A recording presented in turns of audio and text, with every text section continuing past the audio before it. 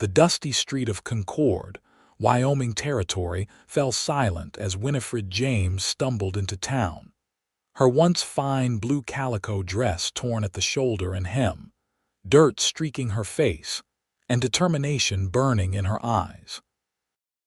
It was the summer of 1876, and the unforgiving sun beat down on the collection of weathered buildings that made up the small frontier settlement.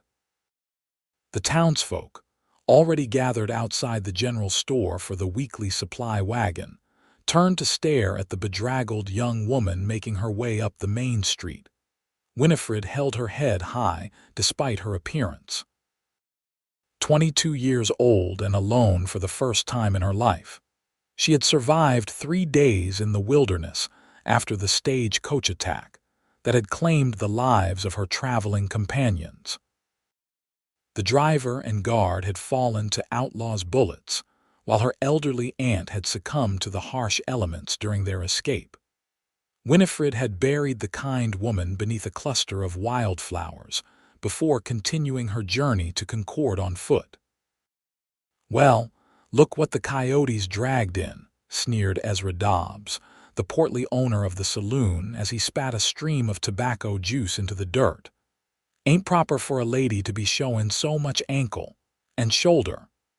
His laughter encouraged others to join in. "Seems she don't know how to keep herself decent," added Martha Finch, the postmaster's wife, her thin lips curled in distaste. The laughter grew, spreading among the onlookers like wildfire across dry prairie grass. Winifred felt her cheeks burning but refused to cower. She needed help, not ridicule. "That's enough," came a deep voice from behind the crowd. The townsfolk parted as Thomas Blackburn stepped forward. Tall and broad-shouldered, with sun-darkened skin and eyes the color of a summer storm, he cut an imposing figure. His worn leather vest, dusty boots, and the Colt revolver holstered at his hip marked him as a man accustomed to the harsh realities of frontier life.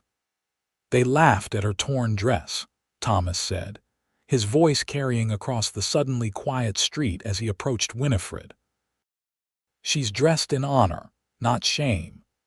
He removed his duster coat and draped it gently around her shoulders. "Any woman who survived what clearly befell her stagecoach deserves respect, not mockery." Winifred looked up at the stranger, gratitude swimming in her eyes. "Thank you, sir," she whispered, clutching the coat around her shoulders. "Thomas Blackburn," he said with a slight tip of his hat. "Town marshal, Winifred James," she replied. "I was headed to Concord to take up a position as schoolteacher. My credentials—" Her voice faltered as she realized her papers had been lost during the attack. "You're the new teacher?" asked an elderly man stepping forward, leaning on a polished walking stick. "I'm Harold Thompson, head of the town council. We've been expecting you, Miss James, though not in such a state." "What happened?" As Winifred recounted the stagecoach attack, the crowd's demeanor changed from mockery to concern. When she described burying her aunt with nothing but her bare hands and a broken piece of wood for a shovel, several women dabbed at their eyes with handkerchiefs. "You walked all that way?" Thomas asked, newfound respect evident in his voice. "I did what needed doing," Winifred answered simply. "Mrs. Peterson runs the boarding house for respectable ladies," Thomas said, gesturing toward a 2-story building down the street. "She'll see you settled properly." "I have no money," Winifred admitted, shame coloring her voice. "The outlaws took everything." "The school position comes with room and board," Harold Thompson assured her, "and the town can advance you a small stipend until your first month's wages." "I'll take you there now," Thomas offered, his hand hovering near her elbow without quite touching her. As they walked toward the boarding house, Winifred became acutely aware of her disheveled appearance next to Thomas's commanding presence.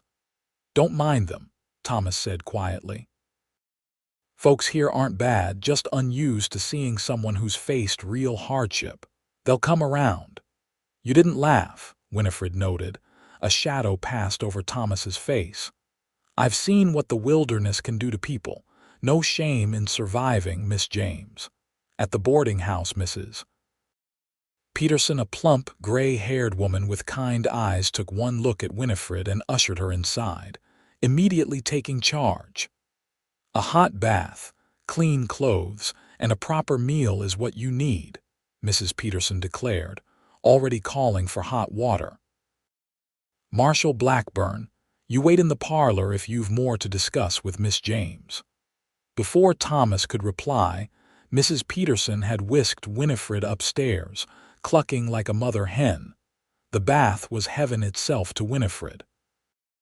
As she soaked in the steaming water, tears finally came, tears for her aunt, for the ordeals she'd endured, and for the kindness of strangers when she'd expected only more hardship. By the time she donned the simple brown dress Mrs. Peterson had loaned her, Winifred felt somewhat restored. Downstairs, Thomas waited patiently, his hat in his hands. He stood when she entered the parlor, and Winifred was struck by how his presence seemed to fill the room. "You look," he began, then cleared his throat. "Better. Feeling better, Miss James?" "Yes, much. Thank you for your kindness earlier." "No need for thanks. I wondered if you might be up to showing me where the attack happened.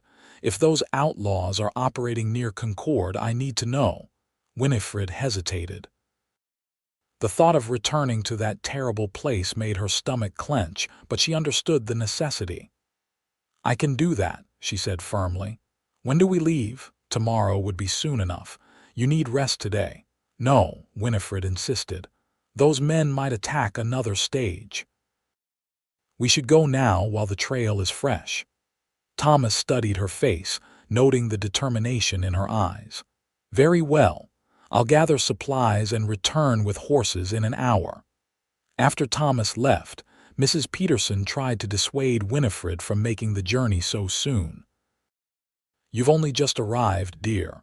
Surely the marshal can find the site without you." "It's my duty," Winifred replied simply. "And perhaps seeing the site again will help me make peace with what happened." True to his word, Thomas returned with 2 horses, basic provisions, and a spare rifle. Mrs. Peterson provided Winifred with riding clothes borrowed from her niece's sturdy trousers, a flannel shirt, and a wide-brimmed hat. As they rode out of town, Winifred felt the stares of townspeople following them. She sat straight in the saddle, determined to prove herself worthy of Thomas's defense.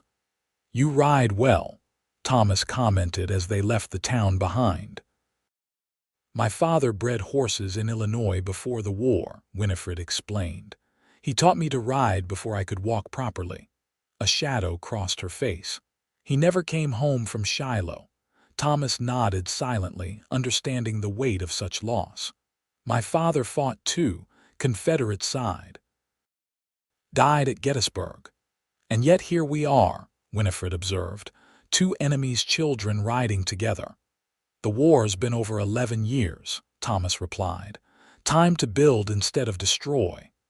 They rode through the afternoon, with Winifred recognizing landmarks from her desperate journey to town. As the shadows lengthened, they approached a rocky outcropping. "It's just beyond those rocks," Winifred said quietly, her hands tightening on the reins. Thomas dismounted first, tying his horse to a scrubby pine. He helped Winifred down, his hands strong and steady at her waist. For a moment they stood close, and Winifred felt a strange flutter in her chest. Then Thomas stepped back, all business. "Show me everything," he said, his hand resting on his holstered revolver. The stagecoach lay on its side, one wheel missing, the team of horses long gone. Thomas examined the site methodically, noting bullet holes, blood stains, and the tracks of multiple horses. Winifred stood at the edge of the clearing, memories washing over her, the sudden shouts, gunfire, the coach lurching, her aunt's terrified scream. 4 riders, maybe 5, Thomas said, crouching to study the ground. They headed east toward the Black Hills. His eyes narrowed. Likely part of the Carson gang. They've been raiding stages headed for the gold fields. Winifred walked to a small rise about 50 yards from the coach. My aunt is there, she said softly. I couldn't dig very deep. Thomas approached the crude grave, removing his hat respectfully. What was her name? Winifred James. My father's sister. She was taking me to Concord because. Winifred paused, unsure how much to reveal. Because. Thomas prompted gently. Because I had nowhere else to go, she admitted. After refusing a marriage proposal from a man, my uncle chose a man 3 times my age with a cruel reputation. I was no longer welcome in his home. Thomas's jaw tightened. Your uncle sounds like a fool. He's a practical businessman, Winifred replied, though without conviction. Aunt Alina was my salvation. She arranged the teaching position and used her savings to bring me west. Thomas knelt beside the grave and used his knife to carve Alina's name into a piece of wood from the stagecoach. He planted it firmly at the head of the grave. It's not much, he said, but better than nothing. Thank you, Winifred whispered, touched by his thoughtfulness. They searched the wreckage for any salvageable belongings. Thomas found Winifred's carpetbag wedged beneath a seat, its contents mostly intact, including her teaching certificate and a small portrait of her parents. A miracle, Winifred breathed, clutching the precious items. As they prepared to leave, Thomas's keen eyes spotted movement in the distance. Down, he ordered sharply, pulling Winifred behind the overturned coach. What is it? She whispered. Riders, 3 of them. Thomas drew his revolver. Could be the same men. Winifred's heart raced. The outlaws were returning, perhaps to ensure no witnesses remained. Thomas handed her the spare rifle. Can you use this? She nodded, checking that it was loaded. My father taught me. Thomas raised an eyebrow but didn't comment. They waited in tense silence as the riders approached. To their relief, the newcomers wore deputy badges. Thomas stood cautiously, keeping Winifred behind him until he confirmed their identities. Marshal Blackburn, called the lead rider. Saw your horses. Everything all right? Deputy Harkins, Thomas acknowledged. Following up on a stagecoach robbery. Miss James here is the sole survivor. The deputies dismounted, and Thomas introduced them to Winifred. They reported seeing suspicious riders near Broken Creek, matching the description of the Carson gang. We're tracking them now, said Deputy Harkins. They've hit 3 stages in the past month. Miss James needs to get back to town, Thomas said. I join your pursuit, but I can return alone, Winifred interrupted. You should go with them. Thomas shook his head firmly. Not leaving you out here alone. The gang might circle back. After a brief discussion, they agreed the deputies would continue the pursuit, while Thomas escorted Winifred back to Concord. They would telegraph neighboring towns to warn of the gang's movements. As they rode back, the setting sun painted the landscape in gold and crimson. Thomas kept them at a steady pace, occasionally scanning their surroundings for any sign of threat. You handled yourself well back there, he said after a long silence. Not many women would have stayed so calm. Not many women bury their aunt and walk 3 days through wilderness, Winifred replied with a small smile. I suppose adversity builds fortitude. That it does, Thomas agreed. The West isn't kind to the weak-willed. Is that why you became marshal, to protect the weak? Thomas considered her question. Partly, mostly to build something worthwhile. After the war I drifted, cowboy work, buffalo hunting, even panned for gold a spell. His expression darkened. Saw too many towns torn apart by lawlessness. When Concord offered me the badge 3 years ago, it seemed a chance to make a difference. And have you, Winifred asked, made a difference? Some days I wonder, he admitted. But Concord's growing peaceful, families settling, businesses thriving, that's something. They reached town after nightfall. Main Street was quiet except for the saloon, where piano music and raucous laughter spilled into the night. Thomas escorted Winifred to the boarding house, where Mrs. Peterson waited anxiously. "Thank goodness you're back safely," she exclaimed, ushering Winifred inside. "Both of you come in for supper. I kept it warm." Over Mrs. Peterson's hearty beef stew, they related their findings. The older woman clicked her tongue sympathetically at the mention of Alina's grave. "We should hold a proper memorial service," Mrs. Peterson suggested. "Winifred James deserves to be remembered by the community she brought her niece to serve." "That's very kind," Winifred said, throat tight with emotion. After supper, Thomas prepared to leave. At the door, he hesitated. "School term starts next Monday," he said.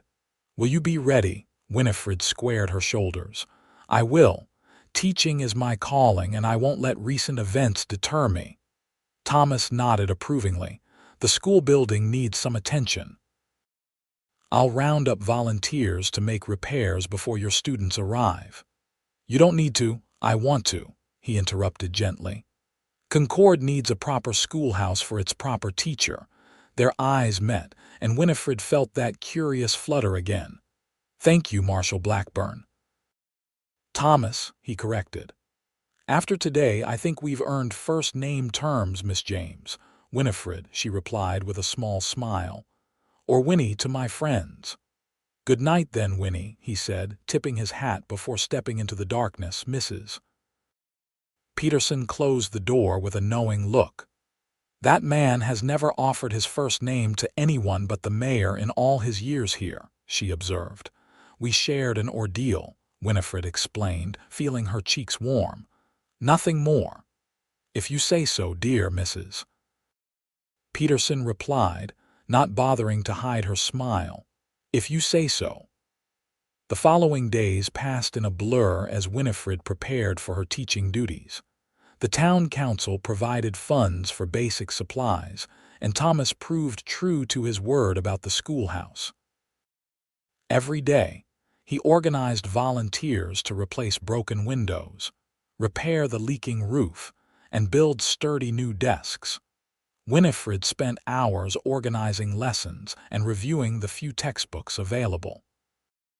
In the afternoons, she often walked to the schoolhouse to assist with the preparations, finding Thomas there without fail, sleeves rolled up as he worked alongside the townsmen. On Sunday, the town held a memorial service for Winifred James.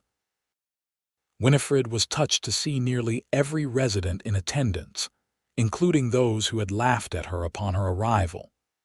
Reverend Collins spoke eloquently of sacrifice and new beginnings, and several women approached Winifred afterward to apologize for their initial unkindness. "We didn't know what you'd been through," said Martha Finch, her earlier disdain replaced by genuine remorse. "I hope you'll forgive our thoughtlessness." "Of course," Winifred assured her. "First impressions can be misleading on both sides." After the service, Thomas approached with news. "Telegraph came in yesterday. Deputies caught 2 members of the Carson gang. They're being brought to Laramie for trial." Relief washed over Winifred. "Will they hang?" "Likely," Thomas answered grimly. "They've killed at least 7 people in their robberies." "Good," Winifred said, surprising herself with the vehemence of her response. Seeing Thomas's raised eyebrow, she added, "Is it wrong to want justice?" "No," he replied. "Justice is necessary.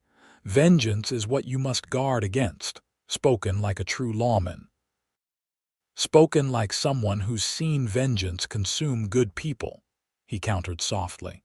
Before Winifred could ask what he meant, they were interrupted by Harold Thompson discussing final preparations for the school's opening day.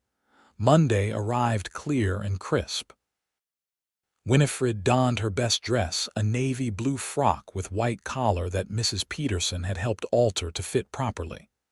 Standing before the mirror, she hardly recognized the composed young woman who looked back at her. Gone was the bedraggled survivor who had stumbled into town a week earlier. 27 students, ranging from 6 to 16 years old, arrived at the schoolhouse that morning. Their curious faces watched Winifred with varying degrees of interest and skepticism as she introduced herself. "Education is not merely about learning facts," she told them. "It's about developing your minds to think clearly, your hearts to feel deeply, and your hands to work skillfully. In this classroom, we will respect each other's ideas and efforts." By midday, Winifred had assessed their widely varying educational levels and organized them into appropriate groups. The older boys were initially resistant, particularly 16-year-old Samuel Dodge, who declared, "Pa says schooling's a waste for a boy who's gonna ranch." "Your father is entitled to his opinion," Winifred replied evenly. "But while you're here, you'll learn." "Knowledge never weighs down a saddlebag, Samuel." The boy looked surprised, then grudgingly impressed by her response. At the end of the school day, Winifred felt exhausted but exhilarated. As the last student departed, she began erasing the chalkboard, only to hear footsteps behind her. "How was your first day?" Thomas asked, leaning against the doorframe. "Challenging," she admitted with a smile, "but rewarding. They're bright children, most of them, just need guidance and structure." "The town's lucky to have you," Thomas said, his usually stern expression softened. "Most teachers don't last a month out here." "I'm not most teachers," Winifred replied, lifting her chin. "No," he agreed, a rare smile transforming his face. "You certainly aren't." He stepped into the classroom, producing a small package from his vest pocket. "Got something for you." A welcome gift of sorts. Winifred unwrapped the paper to find a beautiful fountain pen, its barrel decorated with inlaid mother-of-pearl. "Thomas, it's lovely," she breathed, running her finger over the smooth surface. "But far too expensive, not new," he explained quickly. "Belonged to my mother. She was a teacher back in Tennessee before she married.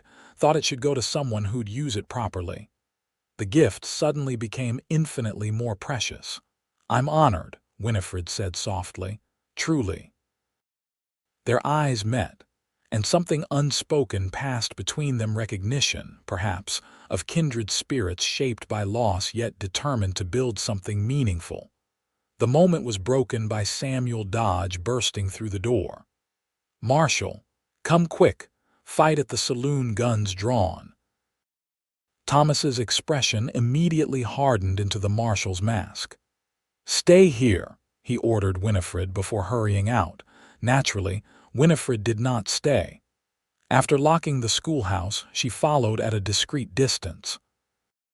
A crowd had gathered outside the Frontier Saloon where shouting could be heard inside. "He cheated," bellowed a voice. "No man calls me cheat and lives." A gunshot rang out, followed by screams and the sound of breaking glass. Thomas pushed through the batwing doors, his hand on his revolver but not drawing it. "That's enough." His commanding voice carried even to where Winifred stood. "Put those guns down now." More shouting ensued, then another shot. The crowd gasped. Winifred's heart leaped to her throat. Minutes crawled by like hours until finally, Thomas emerged, marching two men in front of him at gunpoint. One had a bloody gash across his forehead, while the other clutched his arm where blood seeped through his fingers. "Doc Sullivan," Thomas called, spotting the town physician in the crowd. "Got a bullet graze, needs tending." He spotted Winifred and frowned. "Thought I told you to stay at the school." "You did," she acknowledged. "Are you hurt?" "Not a scratch," he assured her, the hint of a smile tugging at his mouth despite his stern expression. "These fools are poor shots, thankfully." He handed the wounded men over to the doctor and his deputy, then approached Winifred. "Cattle buyers from Kansas City," he explained, "got liquored up and accused each other of cheating at cards. Is this common?" Winifred asked as they walked away from the dispersing crowd. "Less than it used to be," Thomas said. "When I first took the badge, we had gunplay weekly. Now it's maybe once a month." Progress, then, Winifred observed. Slow but sure, he agreed. They walked in companionable silence until reaching the boarding house. At the steps, Thomas cleared his throat. "Miss James, Winnie, I wondered if you might accompany me to the harvest social on Saturday. As friends, of course," he added hastily. The harvest social was the town's biggest autumn gathering, with food, music, and dancing at the newly completed community hall. Winifred had already received several invitations from local bachelors, all of which she had politely declined. "I would be delighted," she replied, pleased to see relief flicker across his usually stoic features. "Good, that's good," he said, suddenly awkward. "I'll call for you at 6.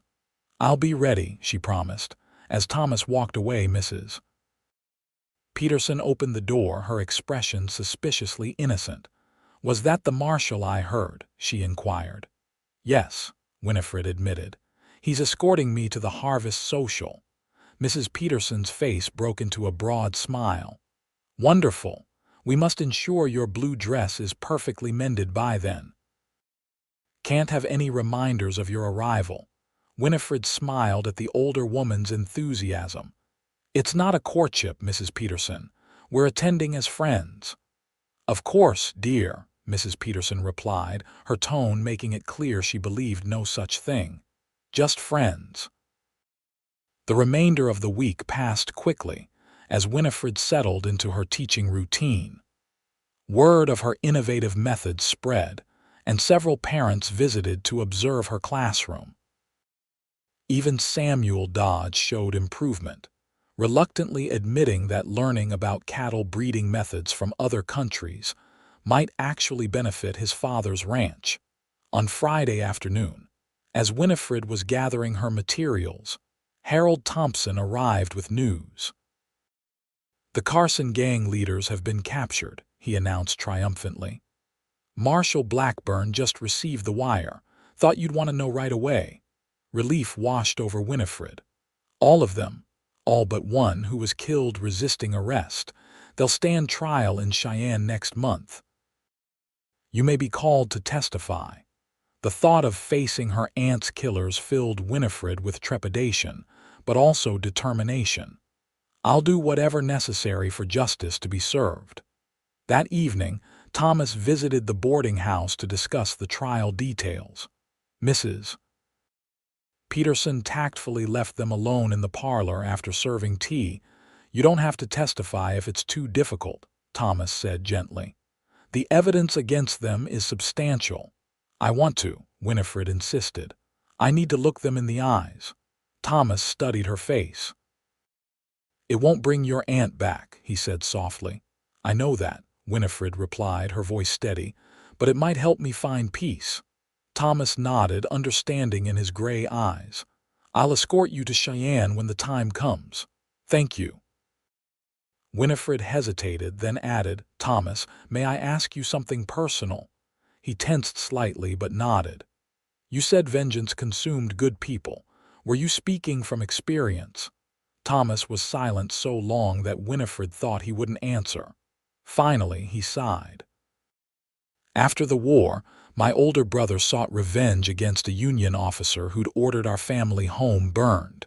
He tracked the man to Missouri and killed him." Thomas's voice grew pained. "It solved nothing. My brother hanged for murder, and I lost the only family I had left." "I'm so sorry," Winifred whispered, instinctively reaching for his hand. Thomas looked at their joined hands with surprise but didn't pull away. "That's why I became a lawman. Justice through proper channels prevents the endless cycle of vengeance." "A noble purpose," Winifred said softly. Their eyes met and something shifted between them. Thomas slowly raised his free hand to touch her cheek, so gently she might have imagined it. The clock in the hall chimed 8, breaking the moment. Thomas withdrew his hand and stood. "I should go. Early patrol tomorrow." At the door he paused. "About tomorrow night?" "Yes," Winifred prompted when he didn't continue. "Nothing," he said, his usual composure returning. "Good night, Winnie." Saturday evening arrived with clear skies and a gentle breeze. Winifred stood before the mirror, hardly recognizing herself. The blue dress had been skillfully mended and altered by Mrs. Peterson to highlight Winifred's slender figure. Her auburn hair was arranged in soft waves, with a few tendrils framing her face. "You look beautiful," Mrs. Peterson declared, adjusting a final hairpin. "The marshal won't know what hit him." "We're attending as friends," Winifred reminded her, though her racing heart suggested otherwise. When Thomas arrived, his reaction confirmed Mrs. Peterson's prediction. He stood in the parlor doorway, hat in hand, staring at Winifred as though seeing her for the first time. "You look," he began, then cleared his throat. "That is, the blue suits you." Coming from the typically unflappable marshal, this constituted high praise indeed. Thomas himself had made an effort. His usually dusty clothes were clean and pressed, his dark hair neatly trimmed, and he'd even polished his boots. Without his marshal's badge and gun belt, he looked younger and more approachable. "You clean up rather well yourself, Marshal," Winifred teased gently. A flush crept up his neck. "Not on duty tonight, just Thomas." The community hall was transformed with autumn decorations, dried cornstalks, pumpkins, and colorful leaves adorned every corner. Lanterns cast a warm glow over the proceedings, and a small band played lively tunes as couples whirled around the dance floor. Their entrance caused a stir. Thomas Blackburn attending a social event was unusual enough. Thomas Blackburn escorting the pretty new schoolteacher was unprecedented.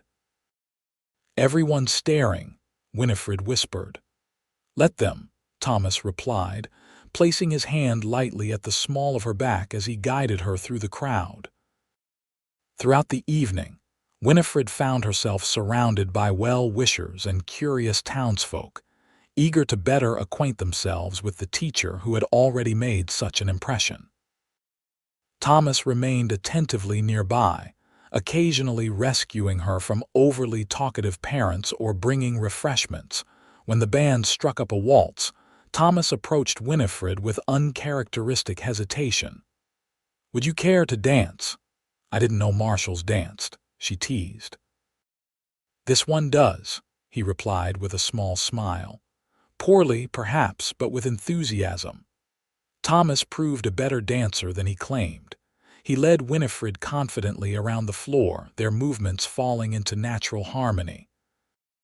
Winifred was acutely aware of his hand at her waist, the clean scent of his soap, and how his eyes never left hers. "Where did you learn to dance?" she asked, trying to distract herself from the warmth building in her chest. "My mother insisted both her sons learn proper social graces," Thomas explained. "Said being a gentleman wasn't about wealth but about how you treat others." "She sounds wonderful." "She was," he agreed softly. "You remind me of her sometimes, same quiet strength." The dance ended too soon, and they reluctantly stepped apart. As the evening progressed, Winifred danced with several other men, including Harold Thompson and Doc Sullivan, but her eyes kept finding Thomas across the room. Later, as the celebration continued, Thomas suggested they step outside for some air. The night was clear, with stars scattered like diamonds across the velvet sky. They walked to a small garden behind the hall where benches had been placed among late blooming flowers. "Enjoying your first Concord social?" Thomas asked as they sat. "Very much," Winifred replied. "Everyone's been so welcoming. It's hard to believe these are the same people who laughed at me a week ago." "People can surprise you," Thomas said, "for better or worse." "You surprised me," Winifred admitted. "That first day defending a complete stranger." Thomas was quiet for a moment. "It wasn't entirely altruistic," he confessed. "Something about you, the way you held yourself despite everything, couldn't look away." The honesty in his voice made Winifred's breath catch. "Thomas." He turned toward her, his expression unguarded for once. "Winnie, I know it's too soon. You've barely settled here, and I'm not a man given to hasty emotions. But I feel a commotion from inside the hall interrupted him. Shouts and the sound of breaking glass carried through the open windows. Thomas sighed, his expression shifting back to the marshal's stern countenance. "Duty calls," he said regretfully, standing. "Of course," Winifred replied, trying to mask her disappointment. The disturbance turned out to be minor, two young cowboys settling a long-standing rivalry with their fists rather than guns. Thomas separated them efficiently, sending them to opposite ends of the hall with warnings about proper behavior. By the time order was restored, the mood of the evening had changed.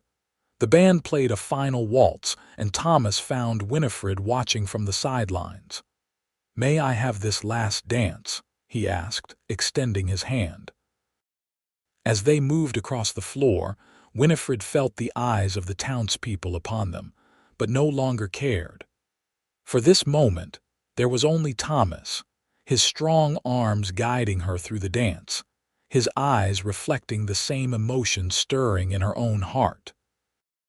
When the music ended, a strange hush fell over the hall. Thomas and Winifred stood still, hands joined, unaware that they had become the center of attention. A few knowing smiles passed between the older couples watching them. The walk back to the boarding house was quiet, both lost in thoughts of what might have been said if not for the interruption.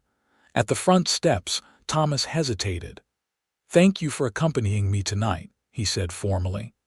"I enjoyed every moment," Winifred replied truthfully. Thomas took a deep breath, as if gathering courage. "Winnie, what I was trying to say earlier." The boarding house door opened suddenly, Mrs. Peterson appearing with suspiciously convenient timing. "There you are. Did you have a lovely evening? Come in, it's getting chilly." Thomas stepped back, the moment lost again. "Good night, Winnie," he said, his voice holding a promise of conversations yet to come. "Good night, Thomas," she replied, her eyes conveying what words could not. "Inside, Mrs." Peterson's curious questions went largely unanswered as Winifred's mind replayed every look, every touch, every unspoken sentiment of the evening. The following weeks brought routine and purpose to Winifred's life. Her students progressed well, and she found genuine fulfillment in her teaching. Thomas remained a constant presence, though their interactions took on a new awareness.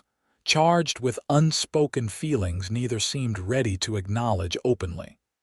October brought news that the Carson gang trial was scheduled for the first week of November. Winifred received an official summons to testify, along with a travel voucher for the stagecoach to Cheyenne. "I'll take leave and accompany you," Thomas told her as they reviewed the documents in her classroom after school. "Cheyenne can be overwhelming if you're unfamiliar with it." "You needn't trouble yourself," Winifred protested weakly, though the thought of facing the trial alone terrified her. "It's no trouble," Thomas insisted. "I wouldn't let you face this alone." Their eyes met, and Winifred saw the depth of concern in his gaze. "Thank you," she whispered. The journey to Cheyenne took 2 days by stagecoach. Despite the circumstances, Winifred found herself enjoying Thomas's company outside the confines of Concord's watchful eyes. He told her stories of his early days as a lawman, and she shared memories of her childhood in Illinois. Cheyenne itself was larger and more developed than Winifred had imagined, with brick buildings, gaslit streets, and an air of permanent establishment that Concord still lacked. "The territorial capital," Thomas explained as they checked into the hotel where witnesses were being housed. "And the biggest railroad hub in Wyoming." The trial began the following morning. Winifred sat rigid with tension as the 4 captured members of the Carson gang were led into the courtroom. Their leader, Silas Carson, was a hard-faced man with cold eyes that swept the room calculatingly. When called to testify, Winifred walked to the witness stand with her head high, though her knees threatened to buckle. Thomas sat in the front row, his steady presence giving her strength. "Miss James," the prosecutor began, "please tell the court what you witnessed on September 15th of this year." In a clear voice that only occasionally wavered, Winifred recounted the stagecoach attack, the sudden appearance of masked riders, the shots that killed the driver and guard, how the passengers were forced out and robbed. "Did you see any of the attackers' faces?" the prosecutor asked. "Only one," Winifred replied. "The leader. He removed his mask to drink from a canteen." "Is that man in this courtroom today?" Without hesitation, Winifred pointed to Silas Carson. "Yes, that man there." Carson's eyes locked with hers, his expression venomous. Thomas tensed visibly in his seat. The defense attorney tried to discredit Winifred's testimony, suggesting the trauma and distance made accurate identification impossible. Throughout the grueling cross-examination, Winifred remained composed, answering truthfully and directly. When she finally stepped down, the judge called a recess. Thomas met her outside the courtroom, concern etched on his face. "You were magnificent," he said, taking her trembling hands in his. "Are you all right?"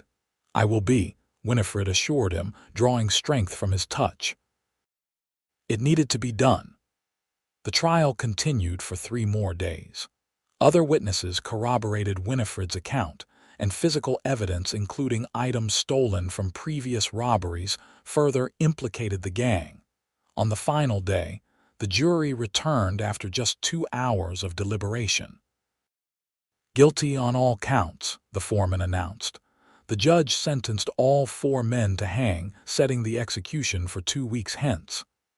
As the prisoners were led away, Carson turned toward Winifred, his face contorted with hate. "This ain't over, schoolmarm," he spat. "Carson gang has friends everywhere." Before guards could silence him, Thomas stepped forward, positioning himself between Winifred and Carson's venomous glare. "It's over," he stated firmly. "Justice has been served."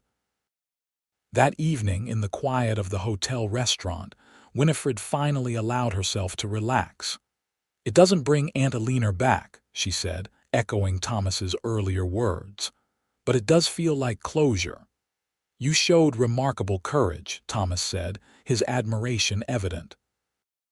"Most seasoned lawmen don't face down killers with such composure." "I had good reason to be brave," Winifred replied, meeting his gaze across the table. "And someone who believed in me."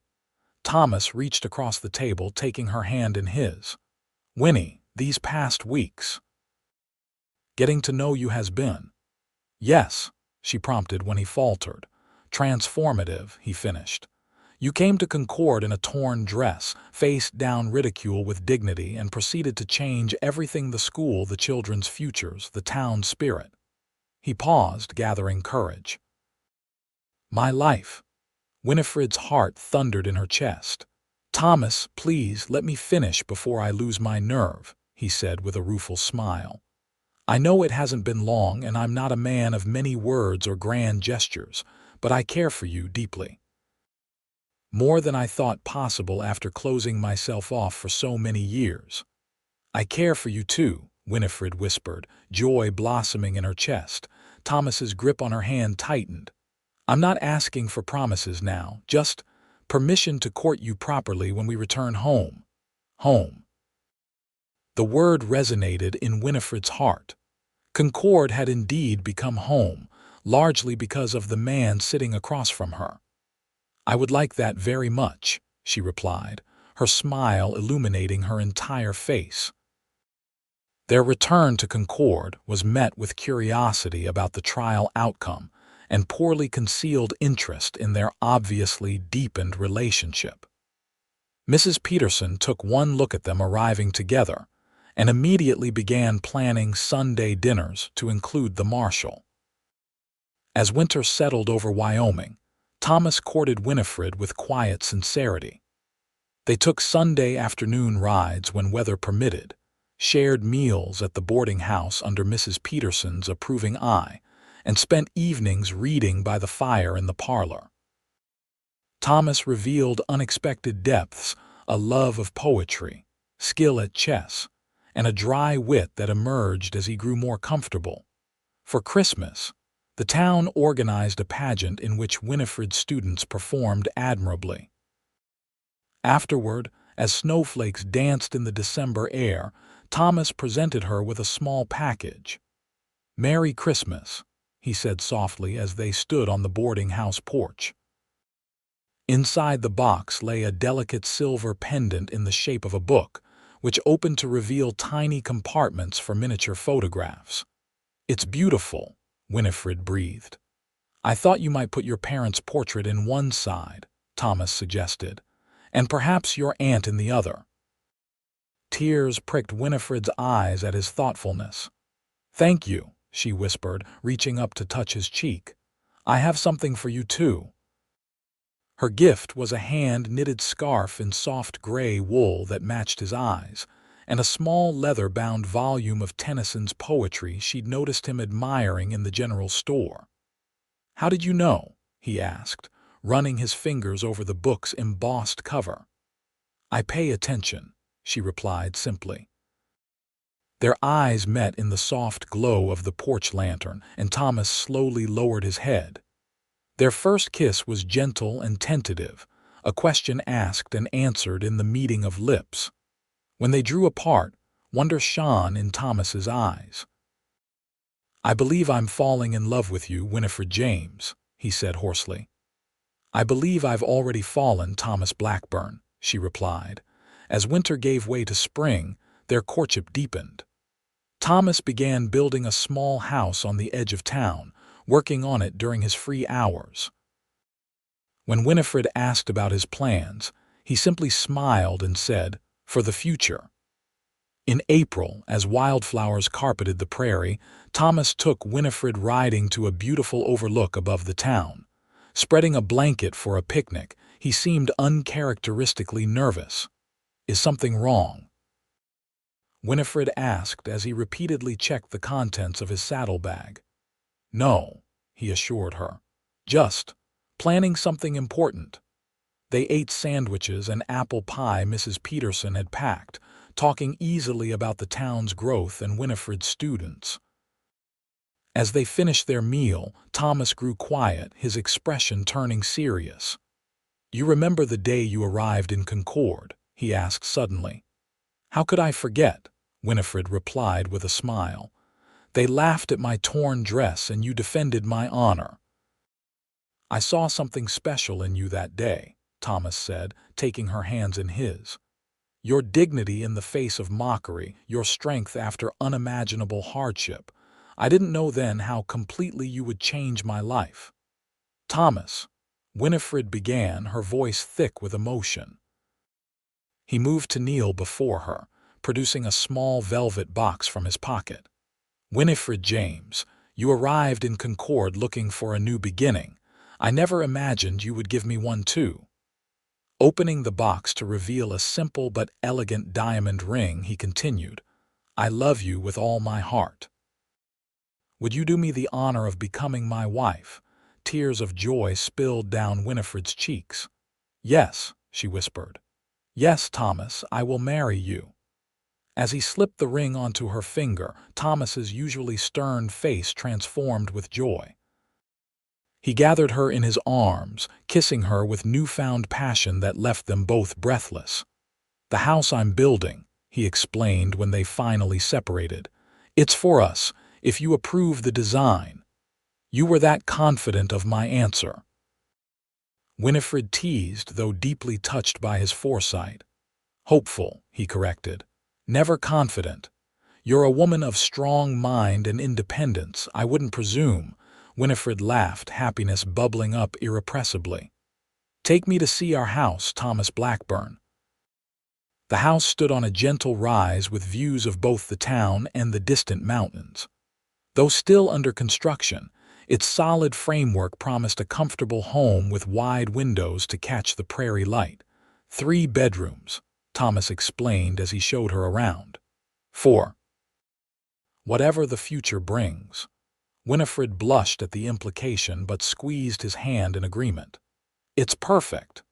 They were married on a perfect June day in 1877, with the entire town in attendance. Winifred wore a new ivory gown trimmed with lace, and Thomas looked handsome and slightly uncomfortable in a formal black suit. Mrs. Peterson wept openly throughout the ceremony, while Harold Thompson beamed like a proud father as he gave the bride away. As they exchanged vows, Winifred marveled at the journey that had brought her to this moment, from the terrifying stagecoach attack to finding love and purpose in this frontier community. When Reverend Collins pronounced them husband and wife, cheers erupted from the assembled townsfolk. The celebration afterward lasted well into the night, with dancing, feasting, and numerous toasts to the town's beloved teacher and respected marshal. As darkness fell, lanterns illuminated the town square where tables had been set up for the occasion. "Happy Mrs. Blackburn," Thomas murmured as they shared a quiet moment away from the festivities. "Completely, Mr. Blackburn," Winifred replied, savoring the sound of her new name. "Who would have thought," Thomas mused, "that a torn dress would lead to all this?" "Not torn," Winifred corrected with a smile, "but dressed in honor, not shame. Your words exactly." "The most accurate words I've ever spoken," he said softly, before claiming her lips in a tender kiss. Their life together unfolded with challenges and joys. Winifred continued teaching while making their house a home. Thomas's duties as marshal kept him busy, but he always returned to her, their evenings filled with conversation, shared reading, and deepening love. The following spring brought news that delighted them both. Winifred was expecting their first child. Their son, William Thomas Blackburn, was born in November 1878, with his father's gray eyes and his mother's auburn hair. Thomas, who had faced armed outlaws without flinching, wept openly when the midwife placed the tiny bundle in his arms. "He's perfect," Thomas whispered, awe transforming his features. "He is," Winifred agreed tiredly from the bed. "Our miracle." As William grew, so did Concord. The railroad finally reached the town in 1879, bringing increased commerce and new settlers. Thomas was offered a position as county sheriff, but declined, preferring to remain marshal of the town they both loved. "Ambition isn't everything," he told Winifred when she questioned his decision. "I have everything I need right here." In 1880 they welcomed a daughter, Elena Rose, named for Winifred's aunt, whose sacrifice had ultimately led to their happiness. The following year brought further change when Winifred was asked to become the school principal as Concord expanded its educational facilities. "You should accept," Thomas encouraged when she hesitated. "You've earned this recognition." "But the children," Winifred protested. "We'll manage," Thomas assured her. "This is too important to decline." With Thomas's support, Winifred thrived in her new role, implementing progressive educational methods that gained attention throughout the territory. Their partnership, in both family and community service, became a cornerstone of Concord's development. In 1885, as Wyoming moved toward statehood, Thomas was appointed to the Territorial Council, representing their county in discussions about the future state's constitution. Winifred proudly watched as he advocated for women's suffrage to be included in the founding document, making Wyoming the first state to grant women full voting rights. "Your influence," he told her when the measure passed. "You showed me the strength women bring to our communities." Their children grew strong and curious, with William showing Thomas's sense of justice and Elena exhibiting Winifred's love of learning. Family evenings were filled with stories, music, and laughter in the home that had expanded alongside their family. In the autumn of 1890, as Wyoming celebrated statehood, The Blackburns held a special celebration of their own Thomas's retirement as marshal after 17 years of service. At the ceremony, Harold Thompson, now white-haired but still spirited as mayor, presented Thomas with an engraved silver star. "For bringing law and order to Concord," the inscription read, "and showing us the meaning of justice with compassion." That evening, as they sat on their porch watching the sunset paint the distant mountains in gold and purple, Winifred leaned against Thomas's shoulder. "Any regrets?" she asked softly. Thomas looked down at his wife, her auburn hair now threaded with silver but her eyes as bright and intelligent as the day they met. Beyond them, they could hear William practicing the piano while Alina read aloud to her younger brothers, twins Edward and James, born 6 years earlier. "Not a single one," Thomas replied, his arm tightening around her shoulders. "That torn dress was the luckiest thing that ever happened to me." Winifred laughed, the sound as joyous as it had been when they were young. "To us," she corrected, turning to kiss the man who had defended her honor and won her heart in the process. "To us," Thomas agreed, kissing her back with the tenderness of a love that had only deepened with time. "Past, present, and all the future yet to come." And as darkness settled over Concord, the lights of their home glowed warm and inviting, a beacon of the life they had built together from unlikely beginnings in the wild, wonderful West.